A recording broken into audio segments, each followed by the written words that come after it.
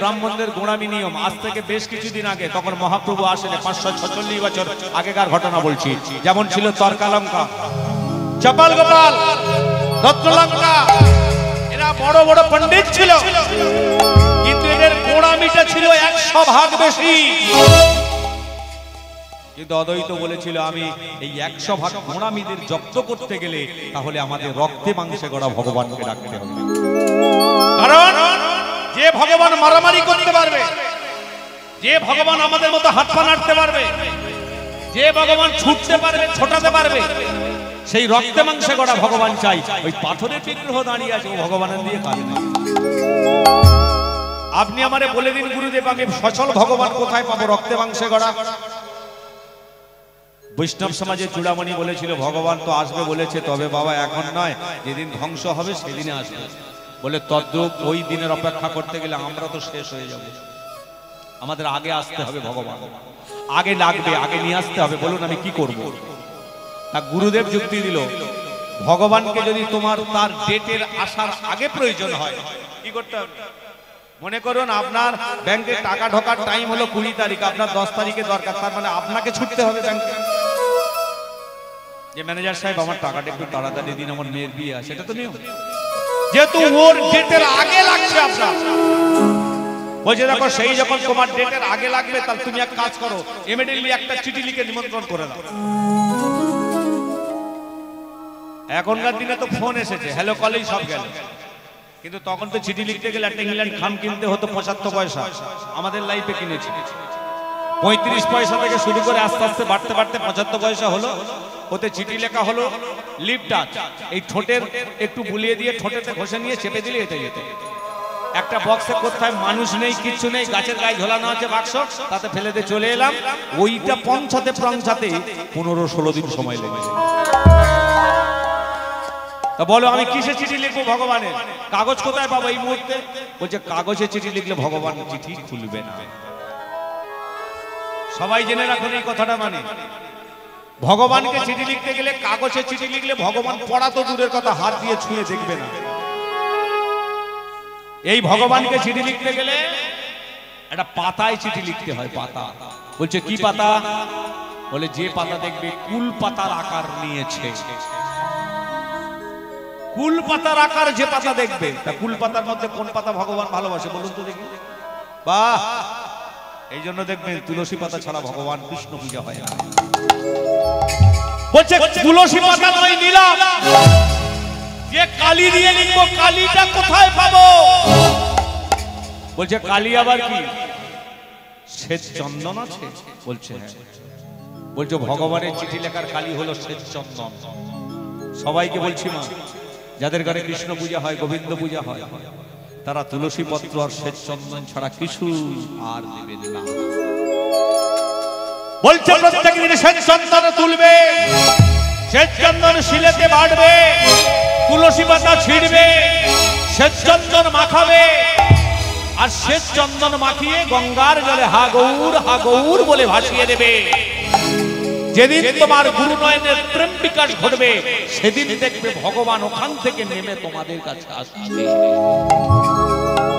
বলছে এরকম মানুষ কি আছে কলিযুগে, যে পাতার উপরে চিঠি লিখে দিলেই ভগবান চলে আসবে? আচ্ছা চিন্তা করুন, যার কথায় ভগবান চিঠি পেয়ে আসবে, সে কি সাধারণ লোক? বলছে বলুন কলিযুগে কে আছে? বলে হ্যাঁ একটা আছে। বলছে কে? বলে আমার সামনে দাঁড়িয়ে আছে যে। অদ্বৈত বলছে গুরুদেব আপনি ব্যঙ্গ করছেন, 84 লক্ষ জনি পার হবার পরে আমি ভগবানের রূপ, 84 লক্ষ বারে জন্ম হবার মরার পরে তবে আমি এই মানব রূপ ধারণ করেছি। আমি জ্ঞানহীনা, মন্ত্রহীনা, তন্ত্রহীনা, আমি ভগবানকে পূজা করতে জানি না, আমি ভগবানকে কি করে নিমন্ত্রণ করব? আর আমার নিমন্ত্রণ ভগবান গ্রহণ করবে কেন? বলছে ওরে পাগল, ভগবান প্রেমবিহীন মানুষের কাজ ছাড়া অন্য কোন মানুষের হাতে পূজা দেয় না। তোর মধ্যে প্রেম আছে, তোর মধ্যে ভালোবাসা আছে, তাই তোর হাতের চিঠি পেলেই ভগবান আসবে। বলছে গুরুদেব আমি নয় চিঠি লিখলাম, ভগবান আসলো, কিন্তু মনে আছে আমি তো রক্তে মাংসে গড়া চেয়েছিলাম। এই রক্তে মাংসে গড়া পেতে গেলে তার জন্য একটা মা চাই। কি গো, আমাদের মতো ছেলে যদি আসে কেউ, তাহলে মা ছাড়া তো আসবে না। বলছে মা কে হবে? কলিযুগে তো অনেক নারী আছে। বলছে কলিযুগে কোটি কোটি নারী থাকতে পারে, তবে একটা নারী হবে শ্রেষ্ঠ। বলছে সে কে? বলছে আগের জন্ম থেকে ঠিক করা আছে যাকে, সে পাবে এই গৌরাঙ্গ রূপে সন্তানের কোলে। সেটাকে বলল, সেটা হলো শচী দেবী। বলল শচী দেবীর গর্ভে ভগবান? বলছে হ্যাঁ। বলে তাহলে আমি বুঝে নিয়েছি, আর কিছু বলতে হবে না। কত বোকা দেখো। বলছে আমি বুঝে নিয়েছি, আমি ভগবানকে নিমন্ত্রণ করব, ভগবান আসবে এক, শচী দেবীর গর্ভে ভগবান আসবে দুই। এই আমি দুটো পয়েন্ট জেনে নিয়েছি, আর আমার কিছু লাগবে না। উনি চলে এলেন, কিন্তু ওর মতো বোকা আর কিছু নেই। ও তো আর একটা কথা জিজ্ঞাসা করে সাকসেস হয়ে আসতে পারতো, কিন্তু জিজ্ঞাসা করলেন না। কোন কথাটা? এবার যখন শ্রীবাসের কাছে এসেছে, বলছে শ্রীবাস তুমি আর চিন্তা করো না, ভগবান চলে আসবে। শ্রীবাস কথাটা অন্যভাবে দেখলে। ভগবানের যত ভক্ত ছিল, কলিযুগের ভগবানের যত ভক্ত ছিল, সব থেকে ক্রিটিক্যাল ভক্ত ছিল শ্রীবাস। যে ছিল সব থেকে ক্রিটিক্যালি ভক্ত, যার নাম শ্রীবাস। আগের জন্মে যিনি ছিল দেবঋষি নারদ। বললো কি গো, এই যে তুমি নিমন্ত্রণ করলে ভগবান আসবে? বলছে হ্যাঁ। বলে ঠিক আছে, মেনে নিলাম।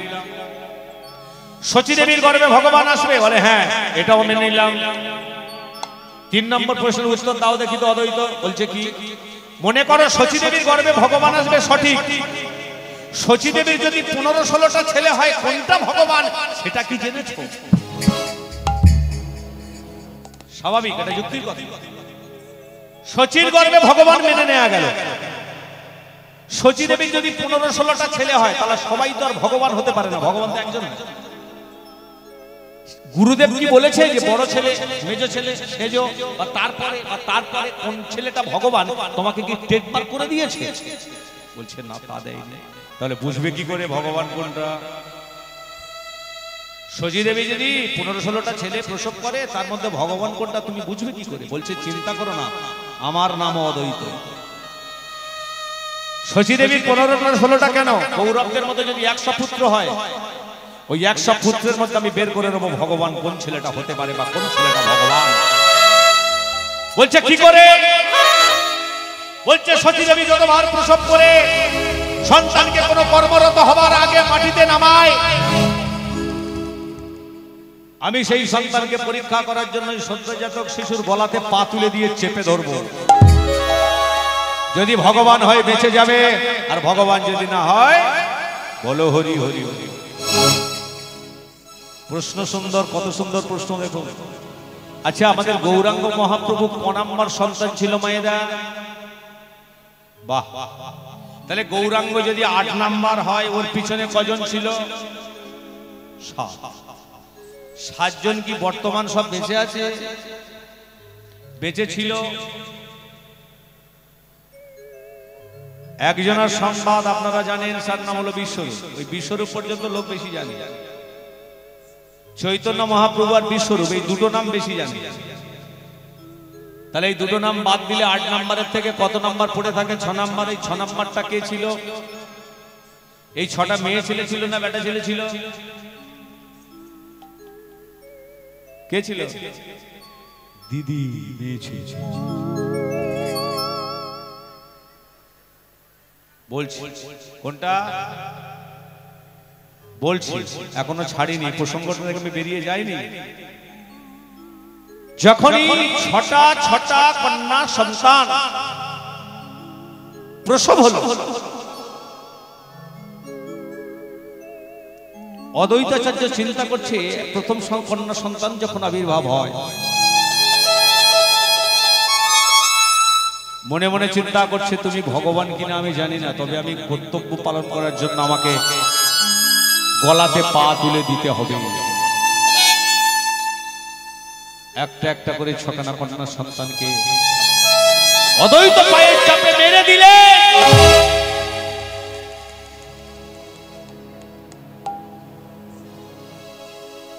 যখনই 6টা কন্যা সন্তান মরে গেল, সাথে এলো বিশ্বরূপ। গৃহত্যাগী সন্ন্যাসী হয়ে গেল অল্প বয়সে। অদ্বৈতাচার্য চিন্তা করছে তাহলে কি ভগবান পৃথিবীতে এখনো আসেন?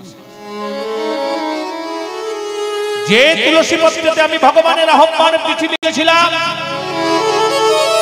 হে কৃষ্ণ তুমি তোমার করুণা শুদ্ধ অবতারে মনুষ্য জাতির বুকে রক্তে মাংসে গড়া তুলে অবতার হও।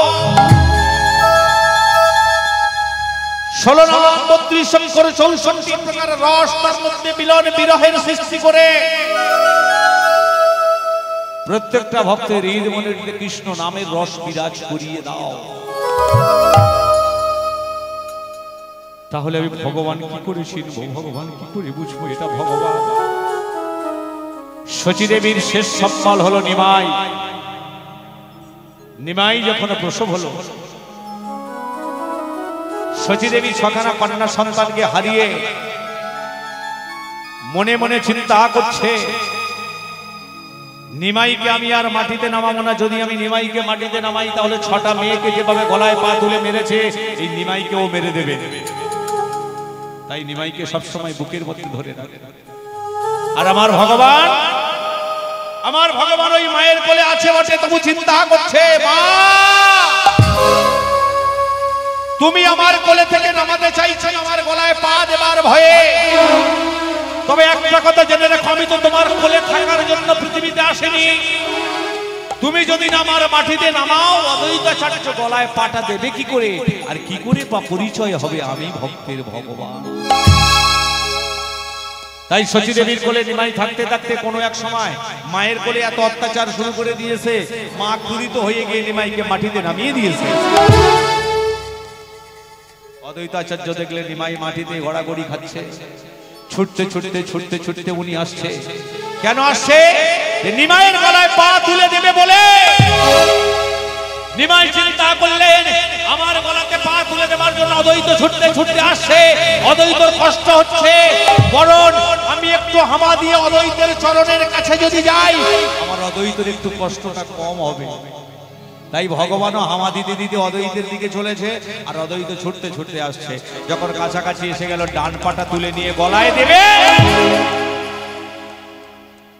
হঠাৎ দেখলে রে কি, আমি এর আগে একটা একটা করে 6টা কন্যা সন্তানের গলায় পা দিয়ে চেপে দিয়ে মেরে দিয়েছি, কারণ ডান পায়ের তলায় এত তো নকশা করা চিহ্ন দেখি। এর চরণে ডান পায়ের তলায় এতগুলো চিহ্ন কেন? শঙ্খচক্র গদা পদ্ম পতাকাধারী।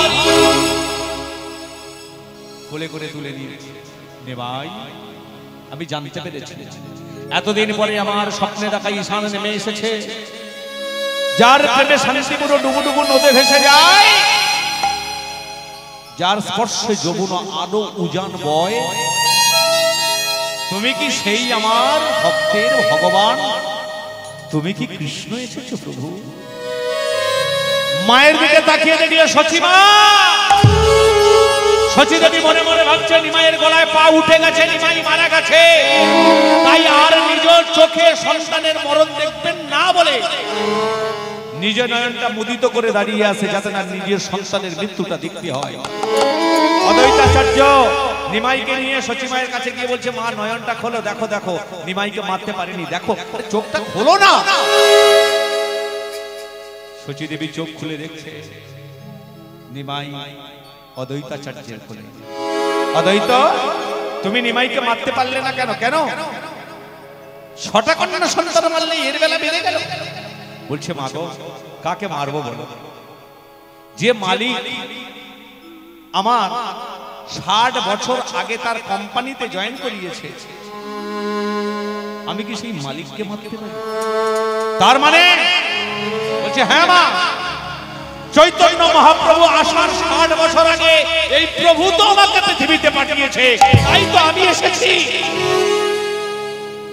চৈতন্য মহাপ্রভু থেকে বড় ছিল অদ্বৈত, 60 বছরের বড়, 2-1 বছর না, 60 বছর। এনাকে কি মারা এত সহজ? যিনি আমাকে ধরায় পাঠিয়েছে তাকে কি আমি মারতে পারি? তোমার ছেলেকে মারা এত সহজ নয়, আর পৃথিবীতে এমন কেউ নেই যে তোমার ছেলেকে এইভাবে মারবে। তোমার ছেলে আসলে কে জানো মা? বিশ্ব চরাচর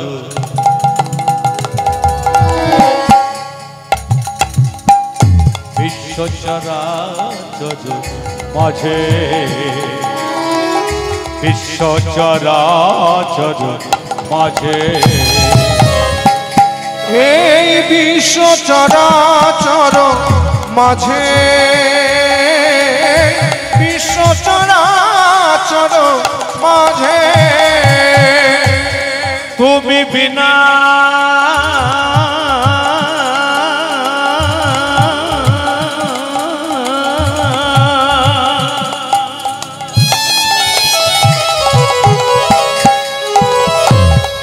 বলো কে আছে আমাদের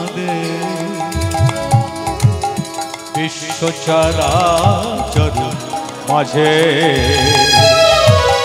বিশ্ব চরাচর মাঝে তুমি বিনা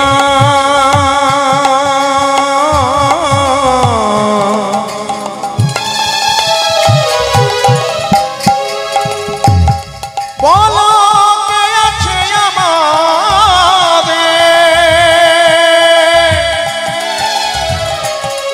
এই বিশ্ব চরাচর মাঝে, বিশ্ব চরাচর মাঝে যে ছিল আমার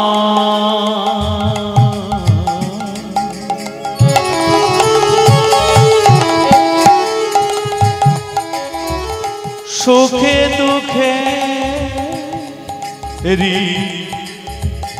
বন্ধু,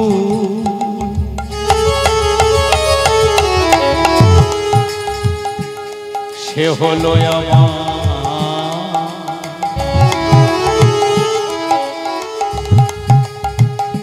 জীবন দুয়ারে সে ও গো যে ছিল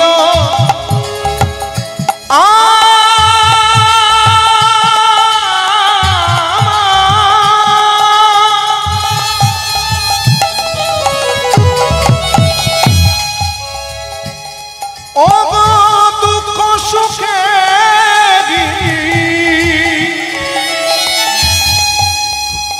বন্ধু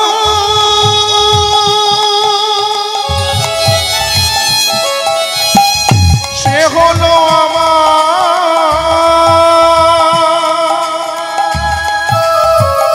জীবন দুয়ারের সিংহ। তাই তোমার এত ভালোবাসি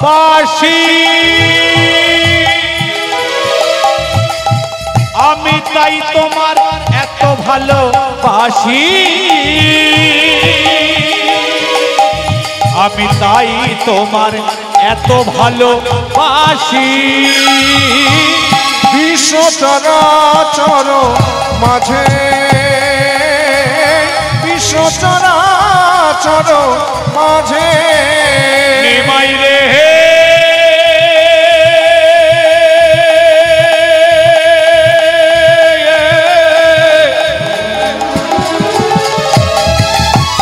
নিমাই রে নিমাই রে নিতাই গৌর হরি বল হরি বল হরি বল। ওরে নিমা নিমাই রে নিমাই রে নিমাই নিমাই রে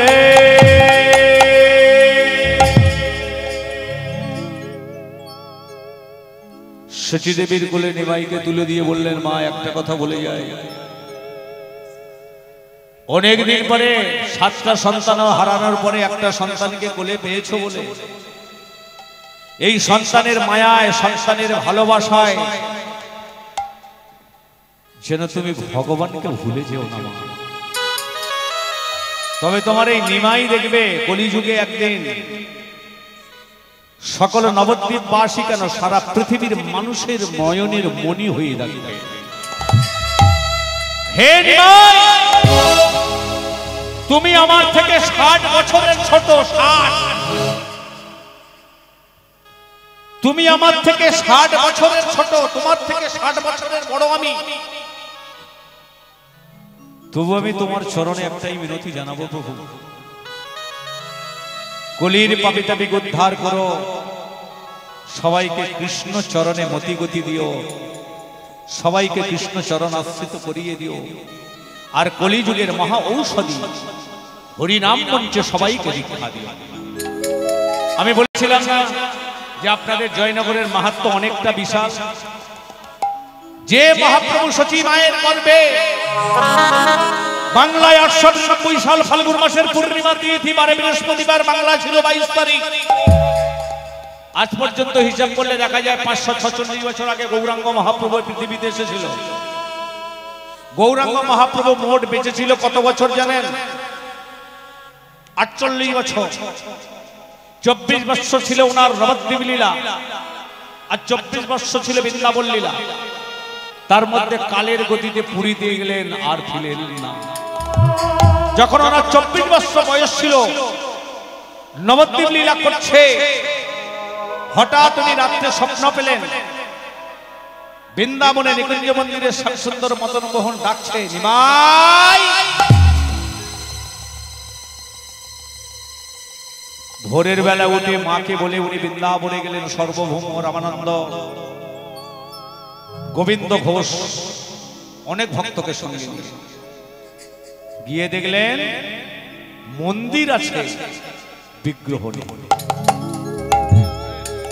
তৎকালীন দিনে বৃন্দাবন নিকুঞ্জ মন্দিরের দায়িত্ব ছিল শ্রীজীব গোস্বামী প্রভু।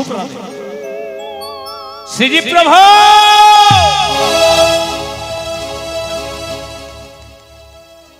শ্রীজীব প্রভু মন্দির আছে, বিগ্রহ নেই কেন? শ্রীজীব প্রভু বলছে কি করে থাকবে? তুমি যেমন ভগবানের খুঁজে এত দূরে এসেছো, ভগবান তদ্রূপ ভক্ত খুঁজে বৃন্দাবন পরিত্যাগ করেছে। বলছে কোথায় গেছে? বলছে তা তো জানি না। কোন রকমের সেদিনটা শ্রীজীব গোস্বামীর আশ্রমে কাটিয়ে দিলেন। রাত্রিবেলায় ভগবান বলছে, শোনো নিমাই, তুমি নবদ্বীপে জন্মেছ, সবাই নবদ্বীপে তোমাকে নিয়ে গর্ব করে, কিন্তু বাংলার মানুষ, আমার প্রাণের ভক্ত, তারা কি নিয়ে থাকবে? তাই তুমি তো সহজে যাবে না, তোমাকে যেন নিয়ে যেতে পারি সেই জন্য তোমাকে রেখে দিয়ে আমরা আগে চলে এলাম। দক্ষিণ 24 পরগনায় প্রবেশ করেছিলেন ভগবানের 3 ভাই। সেটা হলো আপনাদের এলাকা, এই জয়নগর এলাকা। এই জয়নগর এলাকার মধ্যে 3 ভাইয়ের স্থান আজও আছে এবং আজও বিদ্যমান, এবং প্রমাণ আছে। একটা প্রমাণ পাওয়া গেছে 3 ভাইয়ের মধ্যে যে আমি এখানে এসেছি বা এখনো আছি। আপনাদের বললে আপনারা এখনই বুঝে নেবেন যে ভগবানের 3 ভাই আপনাদের জয়নগর থানার অন্তর্গত জয়নগরের মধ্যে আছে।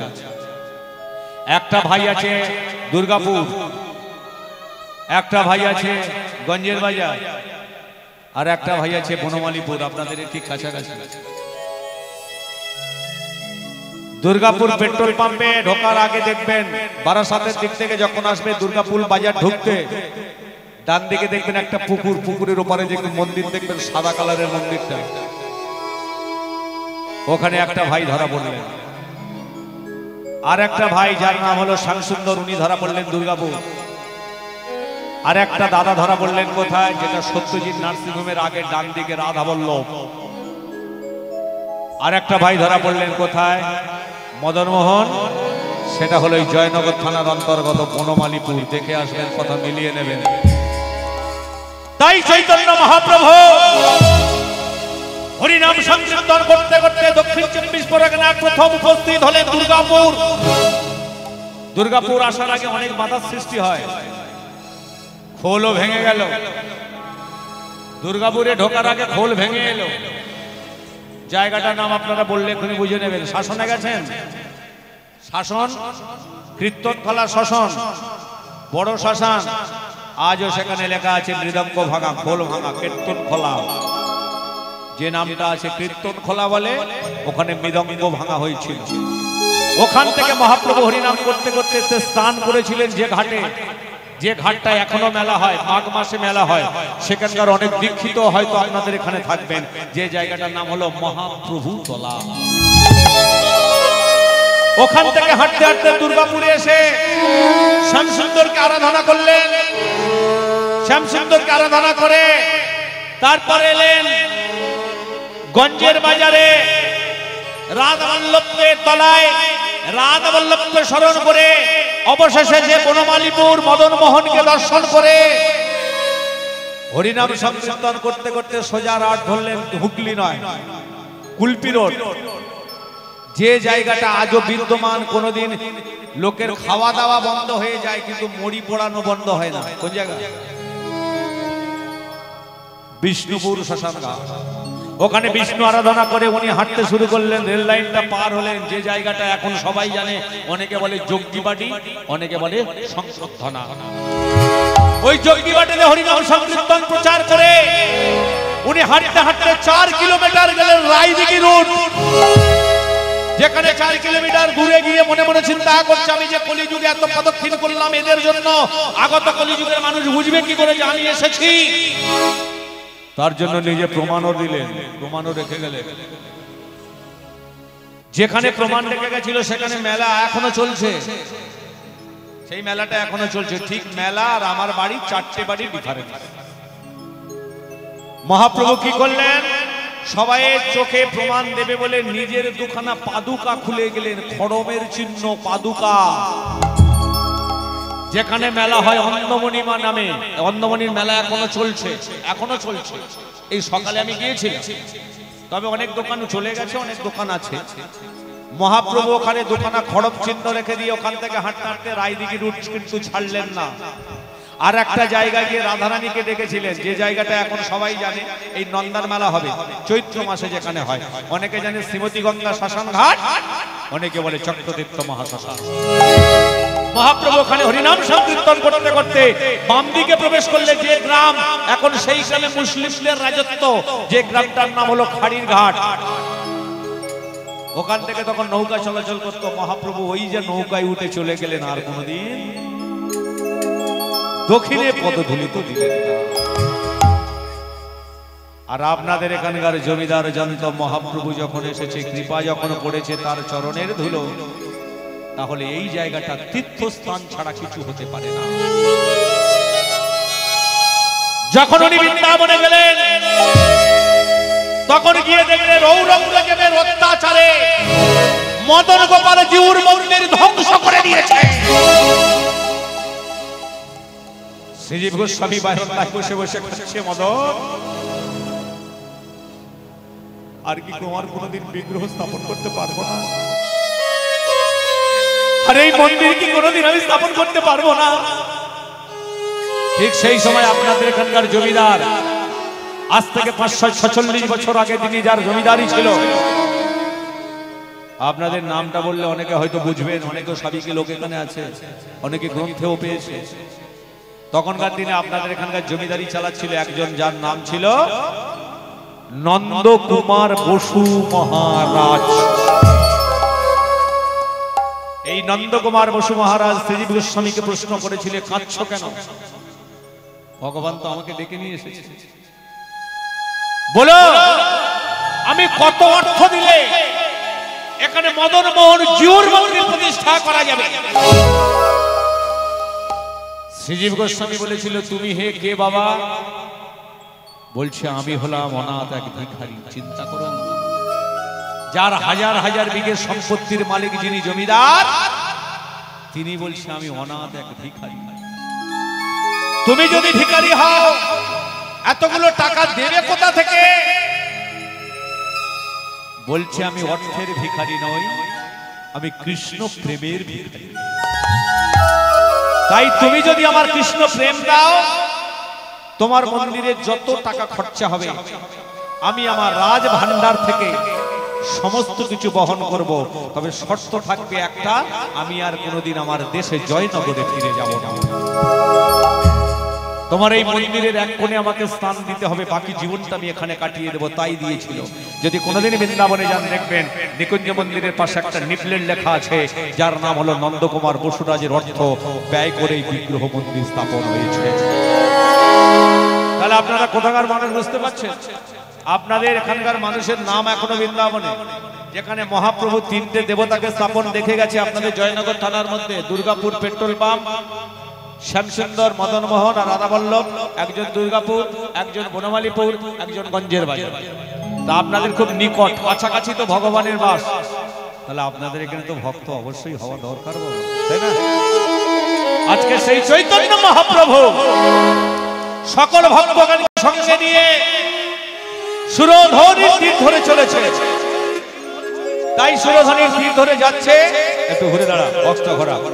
সুরধনির তীর ধরে চলেছে, অগণিত ভক্ত মণ্ডলী সবাই মিলে লাইন দিয়ে যাচ্ছে। চলুন আপনারা সবাই যাই, সবাই যাবে বৃন্দাবনে আজকে সবাই। অজি ধরলো ধরলো ধরলো ধরলো লহরে কিশোরীর প্রেম নিতাই ডাকে যায়। ধরলো ধরলো লহরে কিশোরী প্রেমে নিতাই ডাকে আয়। ধরলো ধরলো লহরে কিশোরী প্রেমে নিতাই ডাকে আয়। আমার নিতাই ডাকে আয়, প্রাণ গৌর ডাকে আয়। আমার নিতাই ডাকে আয় আয়, প্রাণ গৌর ডাকে আয়। নিতাই ডাকে আয় আয়, প্রাণ গৌর ডাকে আয়। আমার নিতাই ডাকে আয়, প্রাণ গৌর ডাকে আয়। আমার নিতাই ডাকে আয় আয়, প্রাণ গৌর ডাকে আয়। ধরলো ধরলো ধরলো লহরে কিশোরীর প্রেমে নিতাই ডাকে আয়। ধরলো ধরলো লহরে কিশোরী প্রেমে নিতাই ডাকে আয়। শান্তিপুর ডুবু ডুবু নদে ভেসে যায়।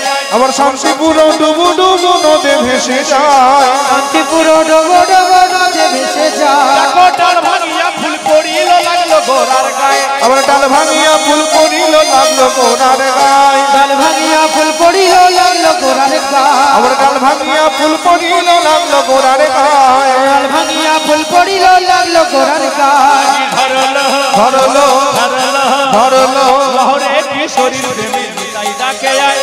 ধরলো ধরলো লহরে কিশোরী প্রেমে নিতাই ডাকে আয়। ধরলো ধরলো লহরে কিশোরী প্রেমে নিতাই ডাকে আয়। ধরলো ধরলো লহরে কিশোরী প্রেমে নিতাই ডাকে আয়। ধরলো ধরলো লহরে কিশোরীর প্রেমে নিতাই ডাকে আয়। ধরলো ধরলো লহরে কিশোরী প্রেমে নিতাই ডাকে আয়। দুকুল ভেঙে ডাইউ লাগিয়া লাগলো গোরার গায়ে। আজ দুকুল ভেঙে ঢেউ লাগি উলু ধরি নিতাই গৌর হরি। গোড়ার গায়। আবার দুকুল ভেঙে ঢেউ লাগিয়া লাগলো গোরার গায়ে। আজ দুকুল ভেঙে ঢেউ লাগিল লাগলো গোড়ার গায়। দুকুল ভেঙে ঢেউ লাগিয়া লাগলো গোড়ার গায়। আজি ধরলো ধরলো লহরে কিশোরীর প্রেমে নিতাই ডাকে আয়। আজ ধরলো ধরলো লহরে কিশোরী প্রেমে নিতাই ডাকে আয়। আজি ধরলো ধরলো লহরে কিশোরীর প্রেমে নিতাই ডাকে আয়। ধরলো ধরলো লহরে কিশোরী প্রেমে নিতাই ডাকে আয়। ধরলো ধরলো লহরে কিশোরী প্রেমে নিতাই ডাকে আয়।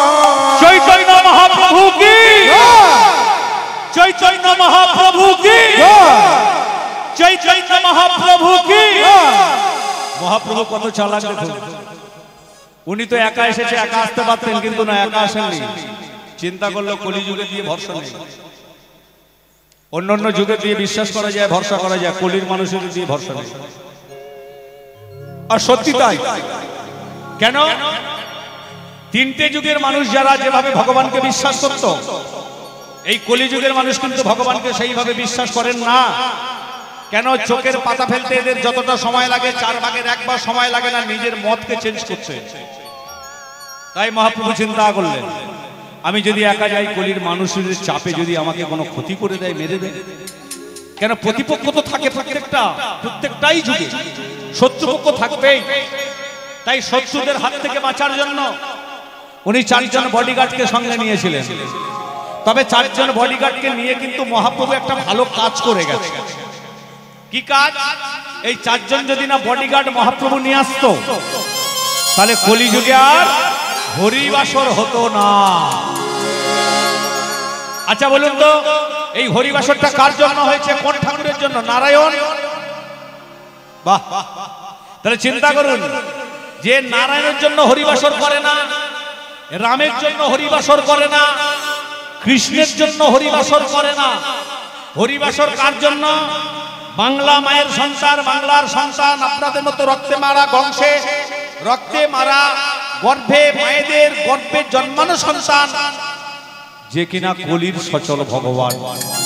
শ্রী চৈতন্য মহাপ্রভু। এই চৈতন্য মহাপ্রভুর জন্য কিন্তু পৃথিবীতে হরিবাস আর 4 জন বডিগার্ড, আর মহাপ্রভু এই 5 জন 4 জন বডিগার্ডকে নিয়ে মহাপ্রভু পূর্ণ পঞ্চতত্ত্ব মিল করে কলিযুগে জন্মগ্রহণ করার পরেই কিন্তু তবে হয়েছে হরিবাসর। আর হরিবাসর তৈরি করার কারণ হলো পঞ্চতত্ত্বের মালসা ভোগ নিবেদন। কি আশ্চর্য কথা দেখো, মহাপ্রভু 4 জন বডিগার্ড নিয়েছে, ডান দিকে 2 জন, বাম দিকে 2 জন, মহাপ্রভু মাঝখানে দাঁড়িয়ে। কেন? মহাপ্রভু জানে আমি যদি সামনে যাই, যদি সামনে প্রথমে আমাকে অ্যাটাক করে, আমি যদি পিছনে থাকি, কেউ যদি পিছন থেকে আমাকে অ্যাটাক করে, ওর থেকে মাঝখানে থাকবো, চারিদিকে 4 জনকে দাঁড় করিয়ে দেবো। তাইও করেছিল। তাই করার পরে মহাপ্রভু কে কেমন কার কাছে কিভাবে আছে, কে কেমন ভাবে নাচছে, ডান দিকে 2 জন, বাম দিকে 2 জন, আর মহাপ্রভু মাঝখানে। তার মধ্যে একটা ভক্ত বলে বলল, দেখো দেখো প্রভু দেখো, অদ্বৈত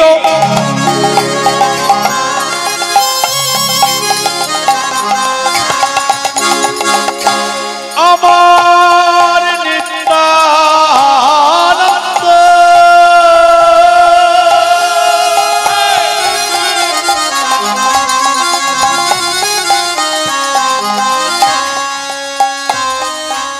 তাহলে ডান দিকে কে আছে? শ্রী অদ্বৈত আর নিত্যানন্দ। আর বাঁদিকে শ্রীবাস গদাধর। দেখো শ্রী অদ্বৈত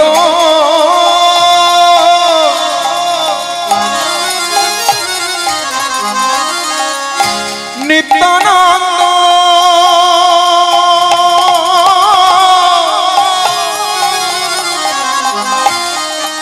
আর শ্রীবাস গদাধর। শ্রী অদ্বৈত, শ্রী অদ্বৈত আমার নিত্যানন্দ।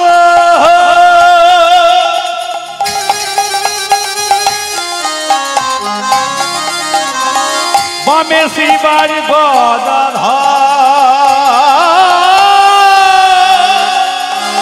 শ্রী অদ্বৈত আমার নিত্যানন্দ, আর শ্রীবাস গদাধর।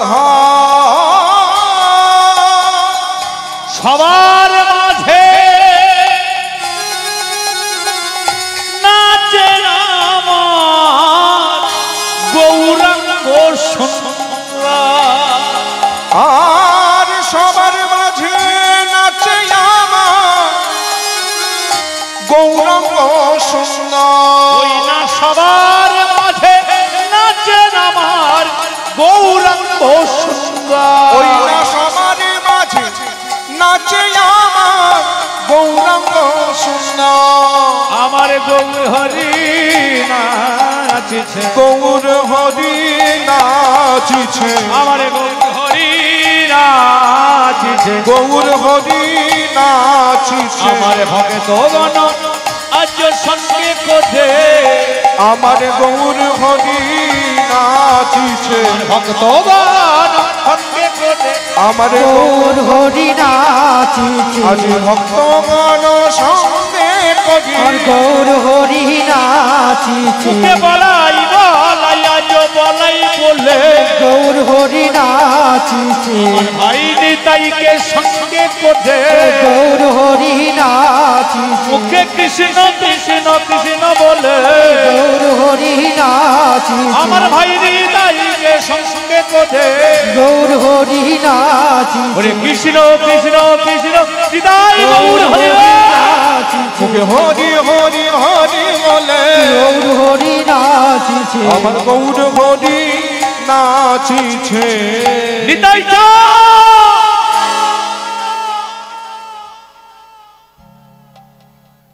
কি ভেবেছো আমি দেখতে পাচ্ছি না? সব দেখতে পাচ্ছি। কোনটা বাবা? এই বক্সটা, এই সামনেরটা? সব কি একটা লিফটে জোড়া? আমি বুঝতে পারছি বাবা আপনাদের কষ্টটা, কারণ ওরা তো সব একসঙ্গে জুড়ে দিয়েছে। এদের উচিত ছিল ইনপুটটা আলাদা করা, আউটপুটটা আলাদা করা। এরা আউটপুট ইনপুট সব এক করে দিয়েছে। ওই কমাতে গেলে আমাদের অসুবিধা হচ্ছে, আর বাড়াতে গেলে আপনাদের অসুবিধা হচ্ছে। দেখেছো? হ্যালো হ্যালো বাবা, দেখুন তো এবারে সাউন্ডটা। কিন্তু আমাদের তো হবে না, আমাদের এই দুটো আলাদা করতে হবে। আলাদা আছে দাদা? তাহলে ওদের দুটো কমিয়ে দিন, আমাদের দুটো বাড়িয়ে দিন। হ্যাঁ ঠিক আছে, করে দিচ্ছি। তাই আজকে নিতাই চাঁদকে বললে, নিতাই তোমরা যত দূরে থাকো না কেন, আমার কিন্তু লক্ষ্য তোমাদের দিকে। এখানে হরিনামের পাগল সবাই হরিনাম করছে। তোমাদের লজ্জা লাগে না হরিনামের বাসরে বসে কথা বলছো? হ্যাঁ, নিতাই চাঁদ করজোড়ে বলছে, প্রভু আমি কথা বলিনি, আমি বলছি না। এই অদ্বৈত বারবার আমাকে ঠকা দিচ্ছে, বারবার। আই অদ্বৈত, বলো তোমার কি হয়েছে, আমাকে বলো, কেন নিতাই কি বিরক্ত করছে? অদ্বৈতাচার্য বললে, প্রভু কি আর বলবো বলো, এখন তোমার বয়স 24, তোমার থেকে 60 বছরের আমি বড়, মানে 24 আর 60 হলো 84। আমার তো মরণের সময় হয়ে গেছে। তাই আমি কোনোদিন তোমার কাছে কোনো কিছু চাইনি প্রভু, কিছু চাই। তবে আজকের শুরু আমি একটা জিনিস তোমার চরণে চাইব, কবে মরে যাব প্রভু তোমাকে বলে যেতে পারবো না। আমার মনের আশাও পূরণ হলো না, আমার মনের আশা তোমাকে আমি কোনোদিনও বলতে পারবো না। কি আশা অদ্বৈত বলো আমাকে? করজোড়ে প্রশ্ন করলেন, প্রভু আমার তো মরণের সময় হয়ে গেছে, আমি হয়তো কবে মরে যাব, তবে মরে যাওয়ার আগে তুমি একটা আশা আমার পূরণ করবে প্রভু, বলো অদ্বৈত। অদ্বৈতকে জড়িয়ে ধরলেন। অদ্বৈত বলছে, প্রভু মরে যাবার পরে, কথাগুলো শুনুন, মরে যাবার পরে তুমি যদি আমাকে আবার কোনো মানুষ কুলে জন্ম দাও, দয়া করে আমাকে ধনী লোকের ঘরে দিও না। আমাকে যদি তুমি ফের মানুষ কুলে পাঠাও, মানুষ রূপে জন্ম দাও, গরিব হোক, কিন্তু যার গর্ভে আমার জন্ম হবে সে যেন তোমার চরণে দাস হয়। মহাপ্রভু বলল, দাঁড়াও অদ্বৈত, তাহলে তুমি ভক্তের ঘরে জন্মাতে চাও? হ্যাঁ প্রভু, আমি ভক্তের ঘরে জন্মাতে চাই।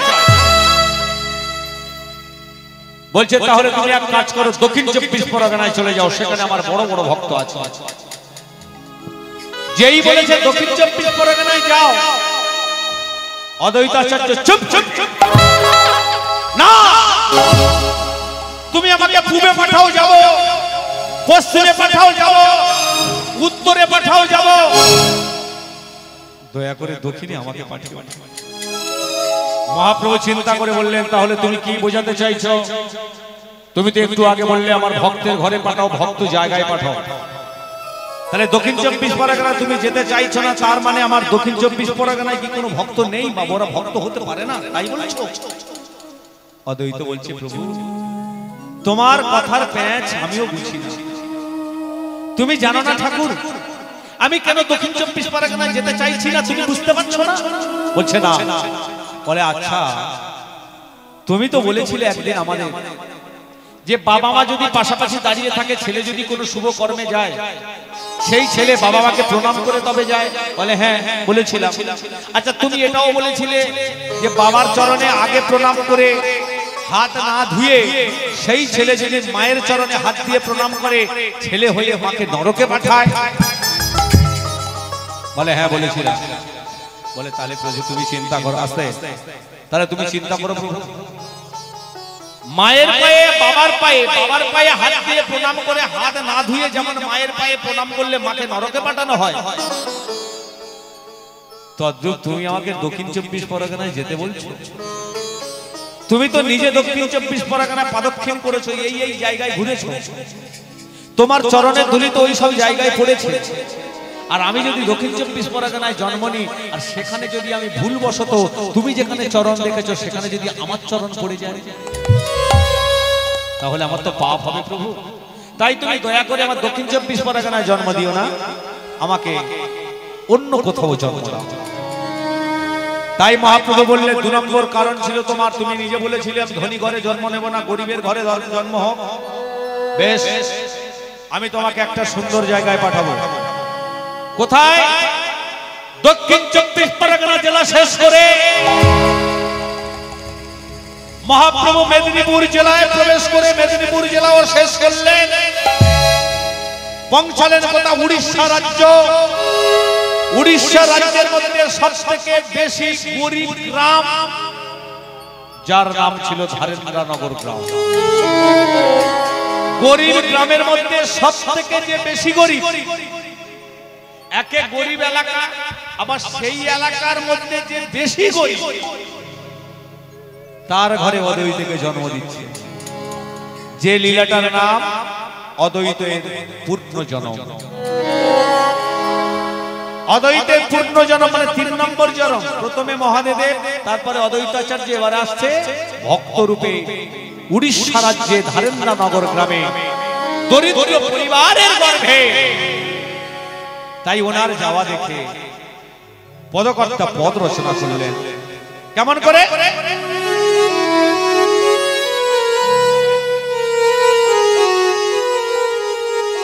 বৈষ্ণব পদকর্তা পদ রচনা করলেন। আজ ধারেন গাতে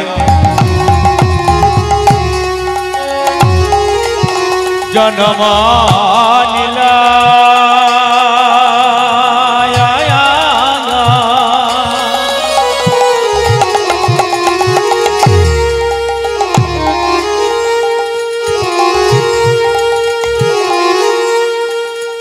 আমারে দুঃখী কৃষ্ণ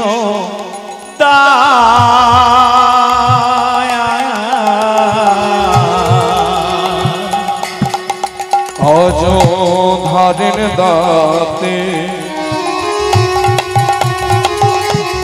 জনম নিল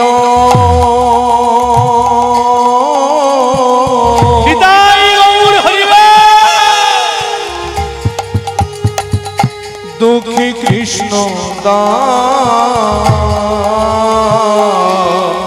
আর পিতা কৃষ্ণ মণ্ডলের মনে আজ হইল উল্লাস। পিতা কৃষ্ণ দাসের মণ্ডলে হইল উল্লাস। আহা শঙ্খ ধ্বনি উলুধ্বনি।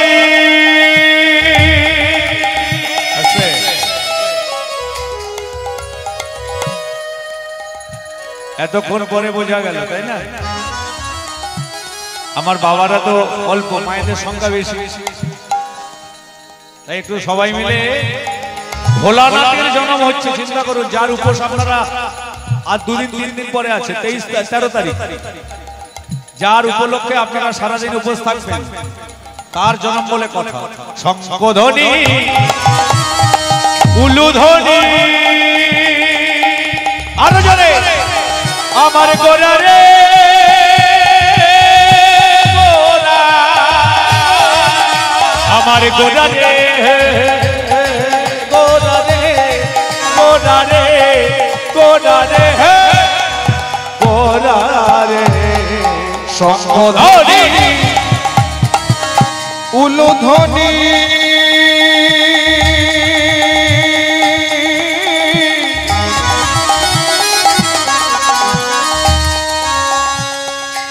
দৈনাদি গণে প্রেমানন্দে হরি বলে দেখো যত ভক্ত গণে হৃদয় গৌর হরি শঙ্খধ্বনি উলুধ্বনি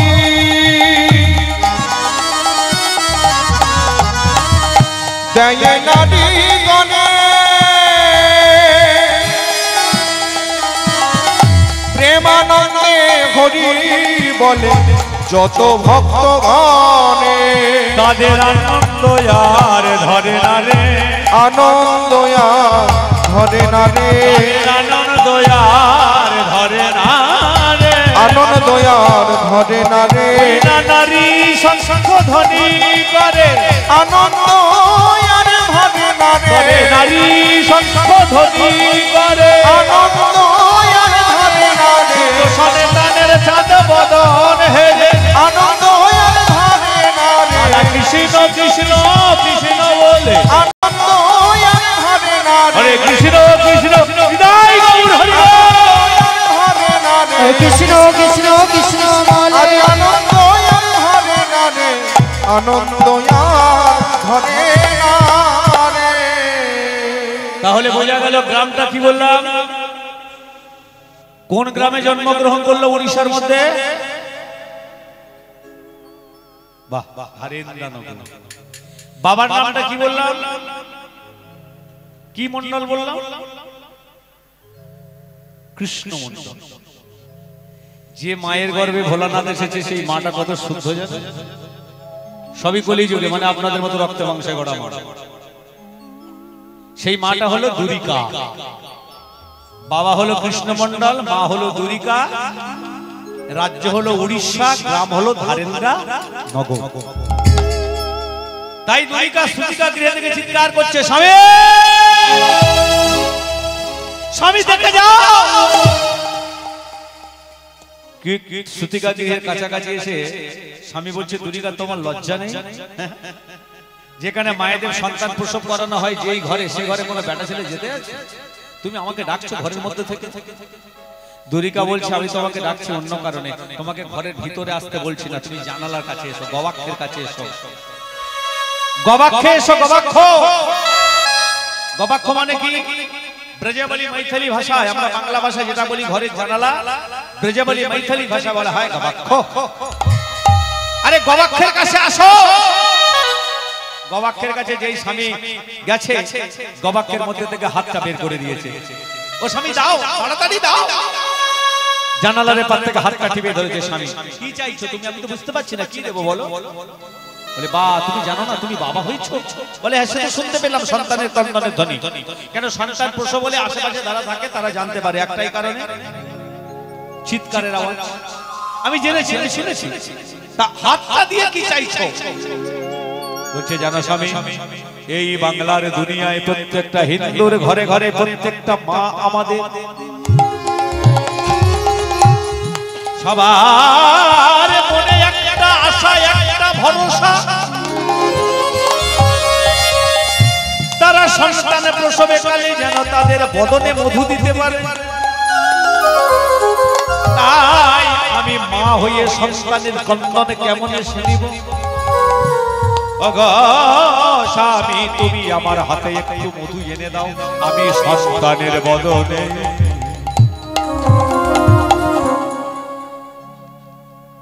এগুলো আর আছে? এই যে নিয়ম বিধিগুলো আর আছে? আমরা শুধু বলি আমার ছেলেটা কত বদমায়েশ হলো, আসলে ওসব দোষগুলো তো ওদের নয়, দোষগুলো তো আমাদের। কেন আমাদের সিস্টেম প্রথম থেকে আউট করে ফেলেছে। আগে বাচ্চাদের গলার এত তেজ ছিল, এত তেজ ছিল, যা চিৎকারে গোটা বাড়ির লোক ঘুমিয়ে পড়তো না, ঘুম ভেঙে যেত। এখনকার বাচ্চাদের সেচে যাচ্ছে। এখন হয় থেকে বিজ্ঞান। আগে বাঁশের চারিতে নাড় কাটতো, এখন বলে কাটিস না, পয়জনে বেরোবে, কুচ করে ধরে কুচ করে কেটে দেবে। তার সব তো বিজ্ঞান। আবার ডাক্তাররা বলছে, মধু দিও না, এখন মধু দিও না। অনেক সময় স্তনদুগ্ধ দিতে বন্ধ করে দেয়, তাহলে সে বাস্তব তেজস্বী হবে কি? মধু চাইছো আমার কাছে, ভিখারির কাছে ভিক্ষা। তুমি জানো না আমরা শুধু ভিক্ষা করি, চাল ডাল আনি, দুজনে ফুটিয়ে খাই আর আদা মাদক পেশে বাসি। মধু তো কেউ ভিক্ষা দেয় না, ঘরে আছে। বলছে, স্বামী আমিও জানি তোমার ঘরে মধু নেই, তুমি এক কাজ করো, প্রতিবেশীর কাছে যাও, এই যে পাড়ায় যাও, ওদের কাছে গিয়ে একটু হাত পেতে বলো যে আমার সন্তান হয়েছে, ঘরে মধু নেই, একটু মধু ধার দাও, ধার করে মধু এনে আমাকে দাও, সন্তানের আপাতত আজকে দিই, পরে একদিন শোধ করে দেয়া হবে। কৃষ্ণমন্ডল বললে, এই না হলে তুমি আমার স্ত্রী? তুমি আমার পাপের খাতায় ফেলে দেওয়ার জন্য পাঠাচ্ছ? বলছে মানে তুমি কি জানো দরিকা? ছি দরিকা, তুমি এই আমার স্ত্রী? তুমি তো জানো আমি ভিখারি, আমি হয়তো ধার করলে ধার দেবে, কিন্তু ধার যদি না শোধ করে আমি মারা যাই। যে লক্ষ্য রাখবেন, মধু ঋণ করে কোনোদিন কেউ ঋণ না চুকিয়ে মরবেন না। মরণ যদি আসে মরণকে বলবেন একটু দেরি কর, আমি মধুটা দিয়ে আসি। এর মতো ডেঞ্জারাস আর কিছু নয়। যদি আমি মধুর ঋণ ধার করে ধার না শোধ করে মারা যাই, যার কাছে মধু নিয়েছি সে হয়তো ভুলে যাবে, কেন আমি মারা গেছি সে ভাববে কার কাছে চাইব, কিন্তু আমার তো এই ঋণের ক্ষমা হবে না। কি হবে জানেন? যারা মধু ঋণ করে ঋণ না চুকিয়ে মারা যায়, ওই মধু ঋণের কিন্তু তাকে ছোকানোর জন্য আবার তাকে জন্ম নিয়ে কুকুর জনিতে এসে ঋণ শোধ করতে হবে। বলো এবারে তুমি বলো, আমি ধার করব? দরিকা হাতটা চেপে ধরে বললে, স্বামী আমি তো অত বুঝিনি, তবে একটা কথা তোমাকে বলতে পারি, আমার প্রাণের থেকে আমি তোমাকে বেশি ভালোবাসি। আমি কোনোদিনও জানি না যে মধু ঋণ করে ধার না শোধ করলে সেই ব্যক্তির বাড়িতে কুকুর জনিত জন্ম নিয়ে কুকুর হতে হয়। আমার ছেলে যদি কাঁদতে কাঁদতে মারা যায়, আমি মা হয়ে সহ্য করব, কিন্তু তোমার মতো পতি দেবতাকে আমি তো কুকুর জনিত ঠেলে দিতে পারি না। হে ভগবান, তুমি আমার কোন পরীক্ষায় ফেললে? একদিকে আমার দুধের জাতক শিশু, অপর দিকে আমার স্বামী, আমি কার দিকে তাকাই? ভাবিনি ঠাকুর এই কি ছিল জীবন,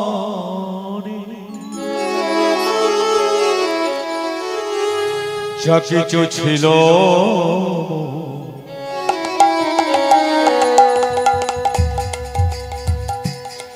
স্বপ্নে, যা কিছু ছিল স্বপ্নে, ভাবিনি ঠাকুর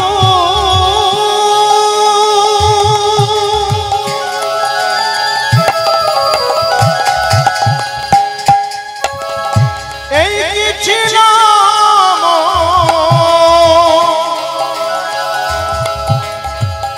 জীবনে,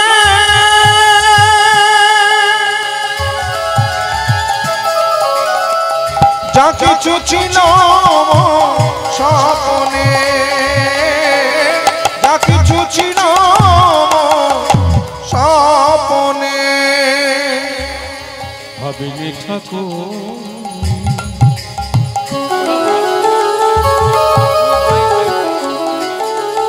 এই কি ছিল জীবনে,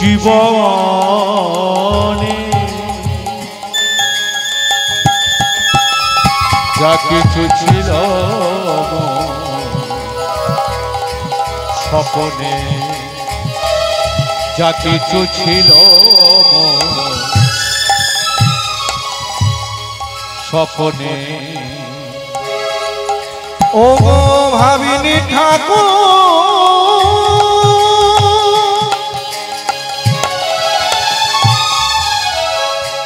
এই কি ছিল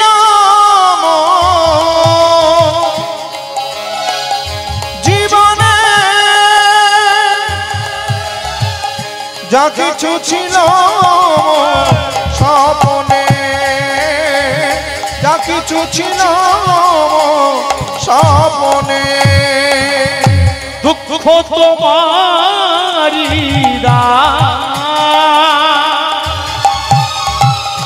ব্যথা ভরায় অভিমান,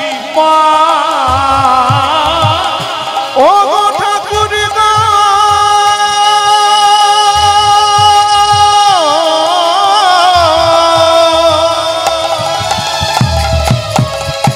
দুঃখ তোমারি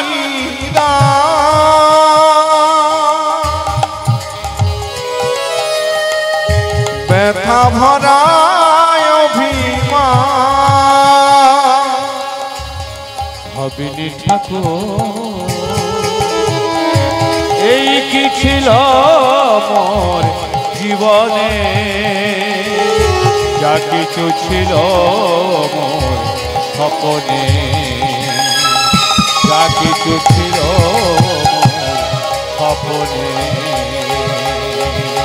ও গো ভাবিনি ঠাকুর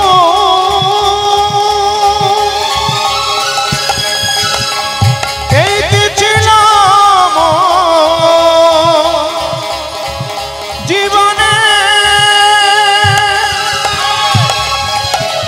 যা কিছু